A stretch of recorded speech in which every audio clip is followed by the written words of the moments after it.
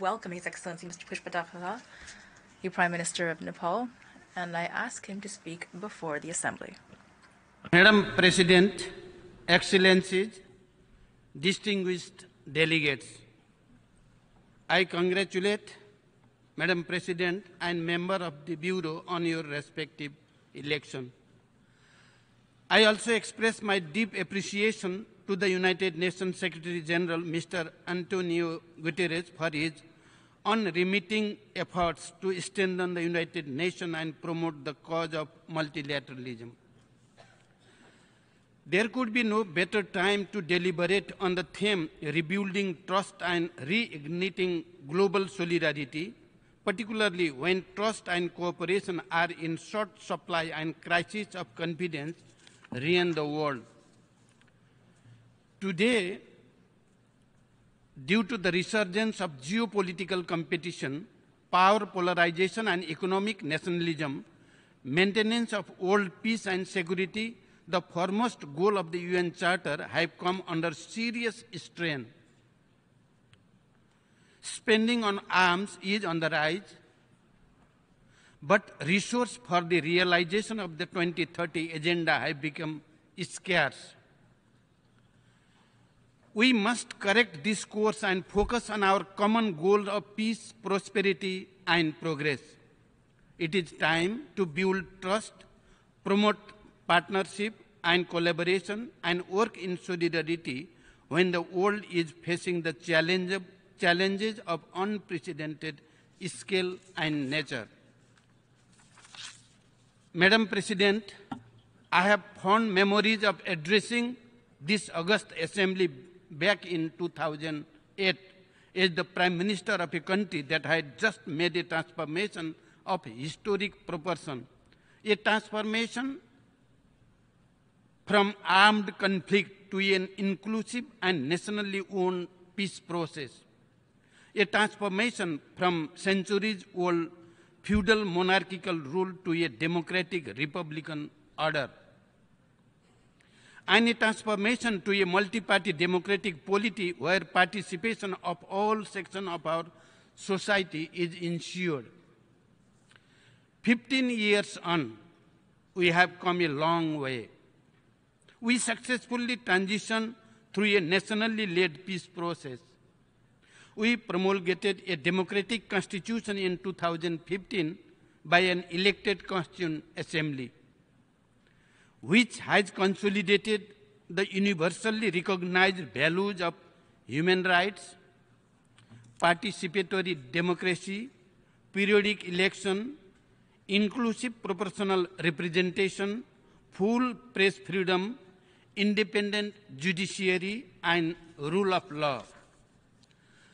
The successive two cycles of federal, provincial, and local election have resulted in increased participation of women, Dalits, youths, and underrepresented communities at a level of governance. We have been able to ensure 41% of representation of women in local assemblies. A minimum of 33% representation of women is constitutionally guaranteed in the provincial assembly and federal parliament. We have firmly established that the sovereignty lies in Nepali people and they are the real source of state power. We are now closer to logically concluding our unique, nationally owned and homegrown peace process. Completing the remaining task of transitional justice is top on my political agenda. As Prime Minister of a co-signatory of the Comprehensive Peace Accord, I have been making serious effort to bridge the gaps and build consensus among the key stakeholders. An amendment bill related to the transitional justice has been tabled at the federal parliament to address the concern of the victims, strike a right balance between peace, justice, and reparation, and to make the transitional justice process broadly owned by our society. The proposed bill evolved through a wider consultative process, taking a victim-centric approach and recognize a reparation as victims' right. In the process, there will be no blanket amnesty for the serious violation of human rights. The ultimate objective is to establish an enduring peace in the country and foster harmony in society through peace, justice, and reconciliation. I appeal the international community for their goodwill and support to the conclusion of the final leg of our peace process and to duly recognize this rare example of successful conflict transformation. Madam President, as Nepal's political course has taken a stable shape, our focus is now on the agenda of economic transformation. We are aware that political achievement can only be sustained by socio-economic growth and development. It is not least in this light that the central focus of the current government is on mobilizing all its energy and resources to accelerate development work and ensure good governance. We are graduating from LDC status by 2026, and we are committed to making our graduation smooth, sustainable, and irreversible. We are currently in the process of finalizing the smooth transition strategy of graduation. We have put SDGs at the center of our development vision and priorities. However, crises such as COVID-19 pandemic, climate change, and heightened geopolitical competition have threatened our hard-earned progress in SDGs. We, therefore, call for an enhanced level of international support in the form of development assistance, foreign direct investment, export promotion, SDR allocation, technology transfer, and technical assistance. Nepal welcomes Secretary General's call for an increase in SDGs financing by US $500 billion per year. As the current LDC chair, we remain actively engaged in collaboration with fellow LDCs in all relevant forums, including in the UN system, to protect and promote our collective interests. We stress the need to mainstream the Doha Program of Action into all important UN process and development system and the development cooperation framework of our partners. We call for a fair and equitable international trading regime that benefits LDCs. Coordinated policies aimed at debt relief, debt restructuring, and debt swap as envisaged by the Doha Program of Action must be translated into reality. Madam President, climate change has assumed a crisis proportion and the clock is ticking. Our inaction or little action, will surely invite disastrous consequences for humanity. We must therefore set higher ambition and commit ourselves to achieving those ambitions in a time-bound manner. Climate vulnerable mountainous countries like Nepal have been bearing the severe brunt of climate change. The Himalayas are the source of fresh water for over 2 billion people.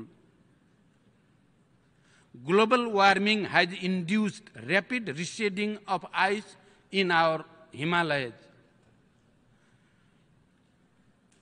It has not only eroded the health of our mountains, but also endangered the lives and livelihoods of millions of people living downstream.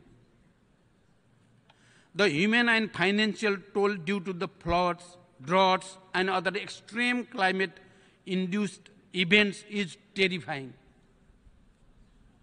On our part, we remain fully committed to the effective implementation of the Paris Agreement and achieving its goal. Nepal has set an ambitious target of reaching a net zero scenario by 2045. We have already submitted our updated NDC and aligned our national policies and plans with it. Our priorities include conserving and sustainably managing land, forest, and water resources, undertaking effective adaptation and mitigation measures, and promoting a green and resilient economy. To this end, we are working to ensure access to clean energy for all citizens. Easy access to climate finance will be the key to low carbon and climate resilient development pathways. Equally, crucial are the early operationalization of the loss and damage fund, fulfilling the target of the $100 billion commitment as well as doubling up of the adaptation climate finance. It is an irony. It is an irony that my country, Nepal, with 45% of its areas as forest, with rich biodiversity, and 15% of its land as high mountains, release least greenhouse gas emission but contributes significantly to ecological preservation, has unfairly suffered from climate crisis. These kinds of mismatch must be addressed through a compensation mechanism to the countries that positively contribute to the greening of the planet. Excellencies, it is quite distressing that conflicts within and between countries are on the rise. Nepal opposes any use or threat of use of force against the territorial integrity, political independence, and sovereignty of any country. People of Libya, Syria, and Yemen continue to bear the brunt of protracted conflict. Their suffering must end. We believe that the UN brokered truce in Yemen must be allowed to transition to a sustained peace. The protracted stalemate in Libya must get a way to peace and reconciliation. The Palestinian people deserve peace ending the prolonged conflict.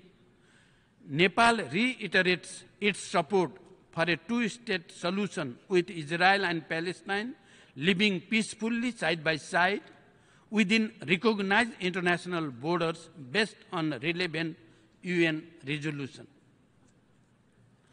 We continue to support nationally owned, peaceful, just and lasting solutions to conflicts around the world. Peace founded on inclusion, empowerment, economic prosperity, and justice stand a better chance to last longer. Madam President, proliferation of weapons of mass destruction continues to threaten peace and security in the world. Constant stockpiling of nuclear arsenals, growing arms race, and ever-increasing military expenditure are worrisome.